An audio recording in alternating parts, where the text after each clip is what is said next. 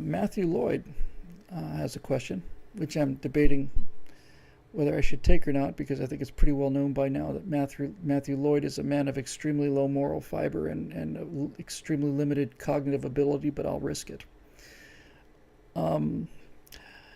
He says, you've talked in the past about your childhood visions of an American future in space and the writing of that vision, and the wilting of that vision after moon landing stopped happening. Does that vision have a new shot really now that private businesses are tackling space? What do you think America in space will look like in the next 10 years, the next 20? Short answer to that, Matthew, is I think that things are looking bright, and I might just barely live to see some of them. In fact, I'm probably likely to live to see some of them, but we dropped the ball for 50 years, and the 50 years were the middle of my life, and I didn't get a chance to go. I was impressed by SpaceX's ability to return a booster to the launching pad and recover the first stage, and I think maybe even the second stage. And I thought it was quite a technical feat, and I thought it was basically showing off a little bit and maybe, brought you 7, 8, 10% back or something like that. But I was talking with Bert Rutan over the holidays, and Bert said, it's the game changer. It's just the game changer. If you can basically get into orbit and lose a third stage instead of the whole rocket, if the rest of the rocket comes down, lands, and you fill it up again, and off she goes. Same for the capsule. He says, now you've made an economic breakthrough that changes the game. So I believe that, and I believe that Elon Musk is going to succeed, and I believe that Jeff Bezos in Blue Horizons, Blue Origins, something like that. He is very quietly getting into the space business, and he has started Amazon, so he's probably the richest guy in the world now, or is going to be. And the reason that I have confidence in SpaceX and Blue Horizon? No, what is it? Blue Origin, and a couple of these other things, is because they're run by individuals. Boeing was originally named after a guy named Boeing, and Lockheed was named after the Lockheed brothers, and it was spelled Locheed. They finally changed it to Lockheed because everybody was mispronouncing it. Lockheed? Okay, we're Lockheed. Cessna was a guy. Hughes was a guy. What is the name of that company? Well, it begins with an M. I've just forgotten. Douglas. McDonnell was a guy. Douglas was a guy. Northrop was a guy. They were individual people. Blue Origin, thanks, man. And because they were individual people, they got to do things, and those things actually happened. The golden age of aviation was written by individuals. Guys like Howard Hughes, who was a genuine visionary genius and also went completely nuts. Probably because he crashed 3 times and suffered significant head damage on all 3 of those accidents. But it's not ruled by committee. It's a guy who's got a ton of money that belongs to him, that was made in a different industry, parenthetically, the way you make a small fortune in aerospace is to start with a large fortune. It's an old joke, but it's exactly right. He's succeeding. He's getting government subsidies, and I think it's probably time to end those. But in any event, he's taken money from something that was profitable, namely the computer internet business. For Musk, who invented one of the co-founders of PayPal, Bezos, one of the co-founders of Amazon, generated huge amounts of revenue. They took their hundreds of millions of dollars, and the guy, what is his name? It's been a while. It'll show up in a second. Mr. Hotel guy who put the inflatables up there. Oh well. Individuals who have a lot of money and they're doing things quickly and cheaply, and their incentive is to spend as little money as possible and get as much as they can out of the money they spend because it's their money. That money belongs to people. So I do think it's going to happen. But the things I wanted to see, that I wanted to be a part of, I'm not going to say I'm not going to be a part of them. I still think if I had to bet right now, I think my chances of getting into outer space one way or another are certainly better than 50%. But Bigelow says, Dave, big booty, big booty, Big Ello. Yeah, Bigelow. Hotel guy makes inflatable structures for spaceflight. So I'm not going to get a chance to do it. And I have to tell you, this is the kind of thing, this kind of personal thing that I just have a natural reaction to just not talk about, and then I smash that natural reaction down with a mallet, because that's the entire purpose of the show, is talking about things that often make me uncomfortable or that I'm a little embarrassed of or ashamed of. It apparently makes some of you people feel like you're not alone, and it certainly keeps me humble, which is a bit of work and needs to be, constantly reapplied. But one of the reasons I got so much into the Star Citizen game, which still hasn't opened yet, we saw what they're doing at a convention just over the last week, and what that game is going to be when it's released is just simply going to be spectacular. And I've come to the very sad and, in fact, almost disgusting for me conclusion that I might as well just dive into this game, because this is as close as I'm ever going to come. And it's very good. What's interesting, too, is it's set 900 years in the future, but really it's set 9 hours in the future.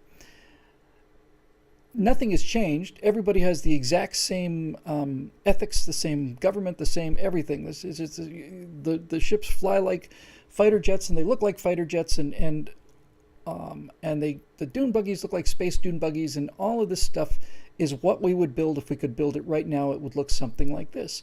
But if it actually does happen, it's not going to look anything like that. It's going to look as much like a spacecraft as the Flash Gordon serials looked to the Apollo command and lunar modules. I mean, they thought that they were just, how big was a Buck Rogers Flash Gordon serial spaceship? Could you fit 4 people in there? And the rocket just burns, and the exhaust goes up because it's on a little wire, and lands sideways, skids into the ground. Turns out that's not how you do it, and that's not their fault. That's what they knew. That's the best they could do with their imagination. So we look at this thing sometimes, and I say, oh man, it could be something like this, and it's not going to be anything like this at all. It's going to look different. It's going to sound different. The language will be different. The society will be different. The politics will be different. And when I say different, I don't mean Chinese. I mean it's going to be a completely different culture, and it's likely to fracture into hundreds of different cultures. But it's set up so that if a person today were to walk into the future, and where space travel is essentially not only nearly instantaneous, but so mundane that you basically spend your life walking around in a pressure suit with a helmet on, because it's just second skin. Then I hate to say this is the part I'm embarrassed about, but I wanted to explore strange new worlds, and I wanted to ride real buggies over real landscapes. I'm not going to have a chance to do that. And that's a tough thing to realize, but it's true.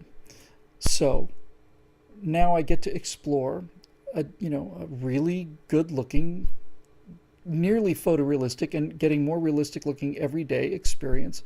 I get to experience the things that I wanted to experience, and I do it in a game. And it really saddens me, and really almost feels like I never had a problem with drugs or alcohol, but I imagine it feels like a relapse. I imagine it feels like I've been trying to stop smoking for the last 9 months or 3 years or whatever, and now not only am I not going to have a cigarette, I just give up. I'm going to just smoke as much as I want to. It has that kind of feel, that kind of surrender feel.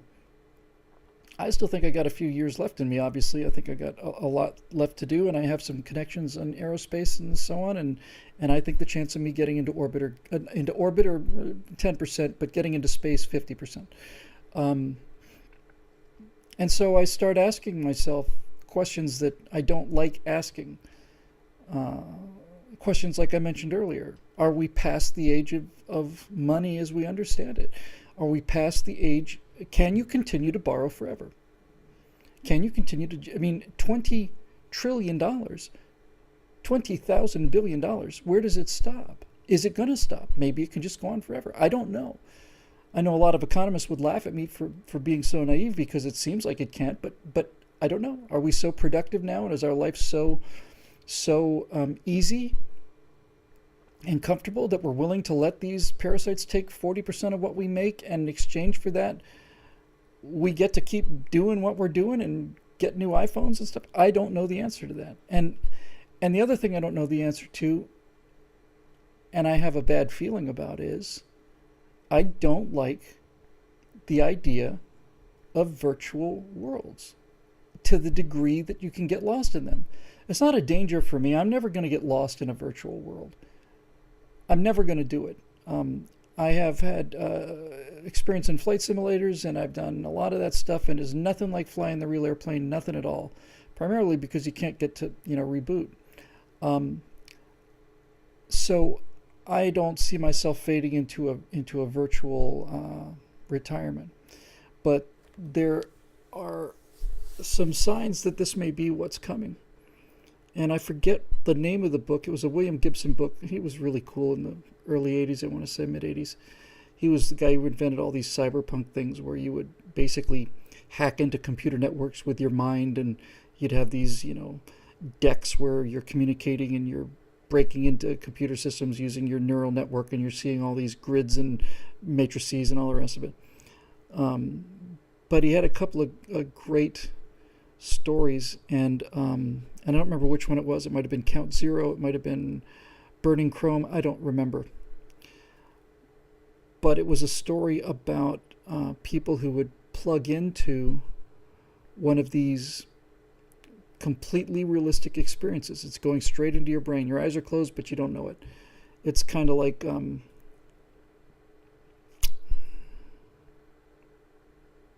what is this? Man, it's hard having stuff just fly out of your head like this. Ah, God. What's the movie with Arnold Schwarzenegger on Mars that they just remade? I know it really well. In any event, you get stuck in this reality and you can't tell it's real. So the question becomes, and I feel like I already know the answer to this, but I started asking. Neuromancer was the name of one of his books, JC, and it was a great book. But the question is, what's wrong with that? What's wrong with a virtual existence? I mean, it seems obvious to me the number of things that's wrong with them, but it just strikes me that, okay, you're coming from a Total Recall. Thanks, guys. It strikes me that the idea that we have to repay this money, I'm not going there. I'm just saying it's interesting.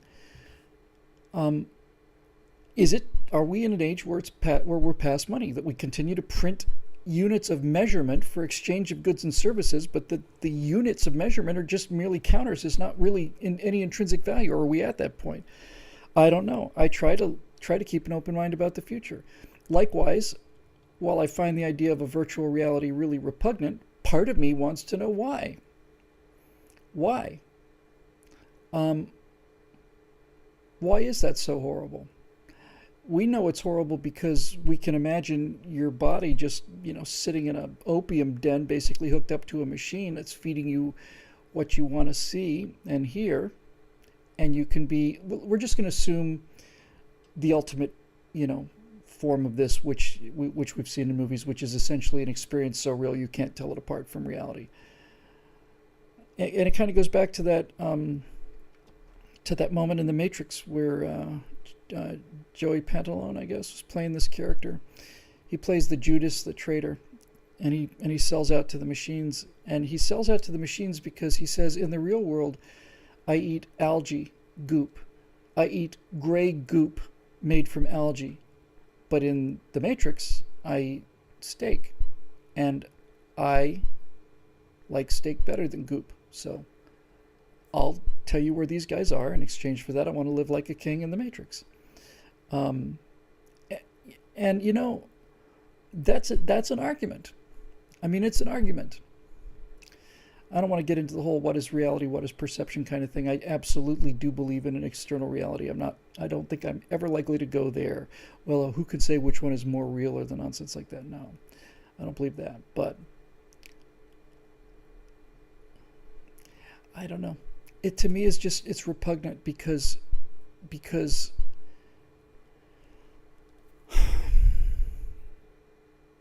it eats your life, right? That's basically it. It eats your entire real life.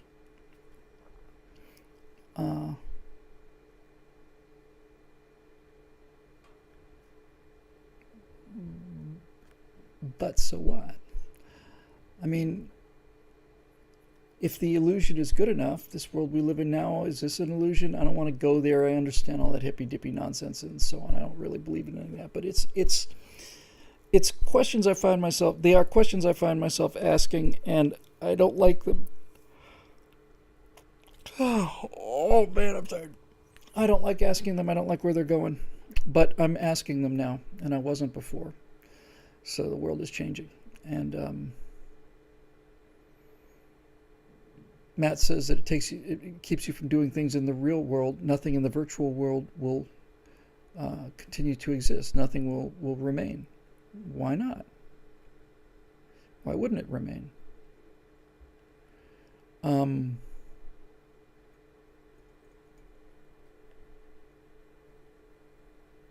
not far from, in fact, we're very close to, in fact, the people who I respect the most are quite concerned about one thing only, and that's a day that's coming rather quickly when we are able to construct a computer that is smarter than we are. And since it's smarter than we are, it can then construct a computer that is smarter than it is, and so on and so on and so on. And it just explodes, and the world goes on. But okay, so what if that happens?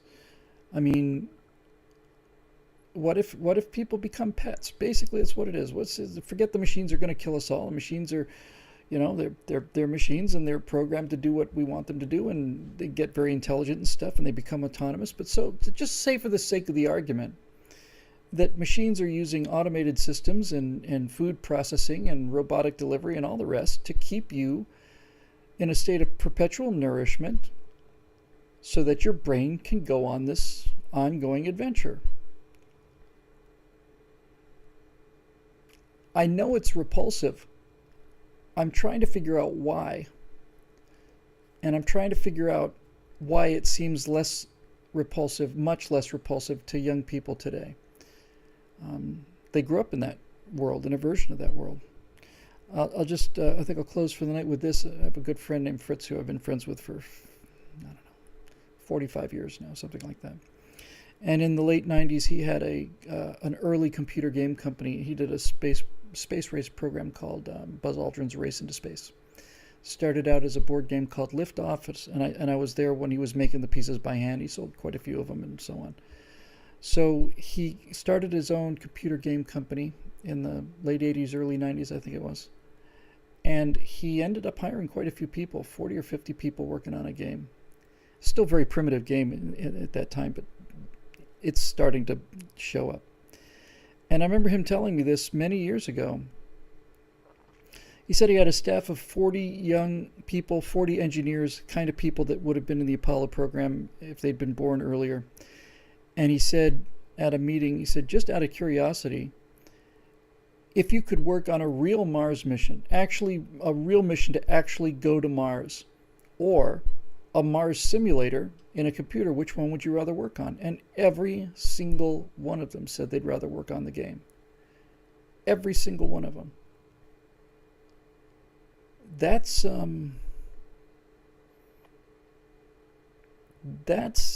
different. And that is, I think, going to be the big psychological divide between the millennials and the rest of us. I mean, I play computer games. I spend more time in them than I should. There's something about leading a target that just gives me physical pleasure. I love leading a target. I love it. I love trying to predict where that thing's going to be and pulling the trigger. I can do it for hours. I've done it for thousands of hours. And I like exploring things. But it's a game for me. But these kids they don't face it. They don't have the repugnance that I do. And one of the reasons that they don't have the repugnance is because they're never out in reality, right? I mean, they go from their computer to their Uber. They don't drive, and while they're walking from their home computer or their home Wi-Fi to the Uber, they're checking everything on the smart device and so on. And everybody's always looking down, and nobody's looking at each other or talking to each other. And I suspect that the reason that it doesn't seem repugnant to them is because they have not experienced real life in the way that most of us have. They're never going to be pilots. They're never going to take up flying. Certainly never going to work menial job raking rocks out in the desert like I did in exchange for flight hours. Raking rocks in the desert, in Mojave Desert in summertime. It's 120 degrees out there. That's just not going to happen. And so what they have to look forward to are ever better games. And I'm kind of amped about that myself. I look at the state of this game, Star Citizen. It's absolutely amazing. And what it can do is amazing. And I think this is the beginning. Every year, it's going to get better and better and better. It's going to look better. It's going to play better. It's going to be more and more real. And I can keep that as a game. I mean, it's something I do, and I do it to relax. It's one of the few things that actually genuinely relaxes me, gets me out of the political situation, gets me out of my head, and just gives me time just to, dork out and do all the things I thought I was going to do. But it's still a game for me, and I don't live my life on the basis of, gee, I can't wait for the new Xbox to come out because of the better graphics. But that seems to be the case among many younger people. I don't think they've ever experienced reality in the way we have. I don't think they've ridden their bike around the neighborhood. I don't think they've ever gone walking, at night. I don't think they've ever gone swimming in the dark. I don't think any of that stuff. And that's really kind of sad and kind of a little bit scary, I think. There is a disconnect. That's the disconnect below me between my generation and coming generations, is that they are completely comfortable with a reality that I find disturbing. There's a break above me too, and I've damn near ended up on the wrong side of it. I think if I'd been born 5 years earlier, it would have been on the other side of this. And that's the divide between people my age and my parents. Because my parents could not understand computers. There was something about them. They never got it. Ever. No matter how you would sit down and explain things to them, and no matter how you would just use great analogies, and imagine this is a tube, and imagine this is this, and so on. And they'd nod their head, but they'd never get it. I remember my mom thinking, I don't want to send an email because if I hit the wrong button, I might destroy the internet. They just couldn't get it. But I got it. I grew up with it. I saw a TRS-80 computer, and that was a step up over the computer at our school, which used printing out on on the green and white, paper with those horrible sprockets or not sprockets, I guess, whatever sprockets go into on the side. Anyway. So I get computers, but I lived a real life, and I continue to live a real life, and I'm very happy about that. I think I'm right in the sweet spot. If I don't think many millennials made a major effort to go see the solar eclipse, but I never. I'll never forget it, and it's still, after 2 weeks, it still amazes me. I still turn to Natasha sometimes and say, "We saw a solar eclipse. We saw a total eclipse. We saw the sun go out. We saw the black hole surrounded by a blue ring in the sky for 2.5 minutes. It was just, there was nothing there. It was gone." And I saw actual sunlight with my own eyes. I saw sunlight, that white, perfect white light of actual sunlight. I saw it for half a second before it became too bright to look at. And I don't think they're going to get to do any of these things. So, needless to say, if the internet goes down, or if the computers go down, or there's some kind of thing, these kids are not going to. They're going to leap off bridges in droves. If it turns out if it turns out that that the internet and their connectivity, electronic connectivity, goes away, even for a month or even for a week, I think they will simply freak out. I mean, really just collapse. If they can't be connected to this thing, they don't know how to entertain themselves, and they don't know how to do things. Uber's a great example. I remember several years ago, I was talking with a millennial, and they were saying, I have no plans to get a driver's license. And I was just shocked. I was just absolutely shocked. What do you mean you have no plans to get a driver's license? Why would I get a driver's license? We're going to have self-driving cars very soon, within the next couple of years. And I suspect that if I live a long and healthy life and eat my broccoli, I suspect that I will live to see a time when cars that have drivers, human drivers in them, are either banned or put into different lanes, and that I will live to see people who will say that the entire idea of you driving your own car is so unbelievably unsafe and fundamentally insane that we're really, we can't believe you're actually proud of it. Now, Bone Canoe says, I think people are more adaptable than you think. I think you're right. Some of them are. If there's a big EMP attack, let's say, and all the electrical grids go out and we have to go back to farming and there's a big die-off and all the rest, without question, there are going to be young people who never, ever, ever imagined themselves in that situation, and they're going to learn fast, and many of them will step up, and they may never have chopped wood before, and they may not like the idea of chopping wood, but they'll chop wood if they get hungry enough. And then over 5 years' time, they'll begin to realize that you don't need a computer, that you can sit around and talk to family and friends, and that, there are interesting things to do. Yeah, they'll readapt, but many of them won't. It's a step backward. And if you there's a web series, it's a YouTube series, and I forget what it's called, but basically they take things to 14, 15, 16-year-olds. Here's a typewriter. How do you work it?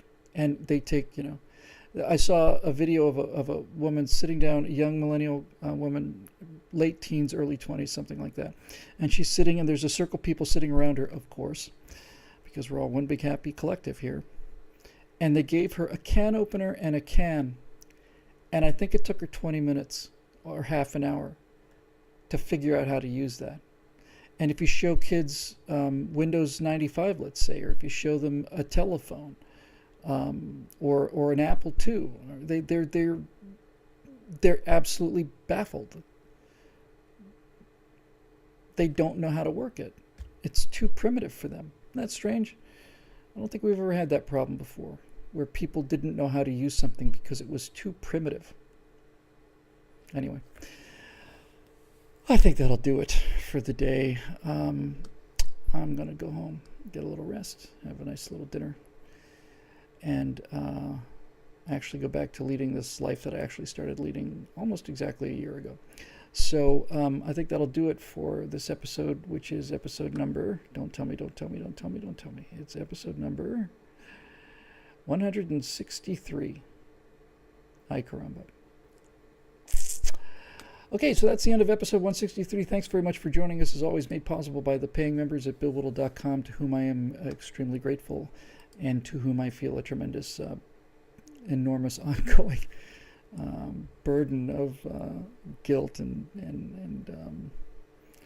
shame for not producing more of members-only stuff than I do. It's hard for me to shake that. But anyway, we're very grateful for your support, needless to say. And especially to the Stratosphere Loungers who I've met many of over the course of my 10 or 11 years doing this, and with the exception of Matt Lloyd and Viper Check, turned out to be lovely people, genuinely nice, intelligent, kind people. So, failure rate of 2 out of 100, that's not bad either. All right, well, that'll do it. So we will see you next week. I'm planning on being here, and hopefully you'll be planning on being here too. So until then, just take care of yourselves, and we'll see you soon.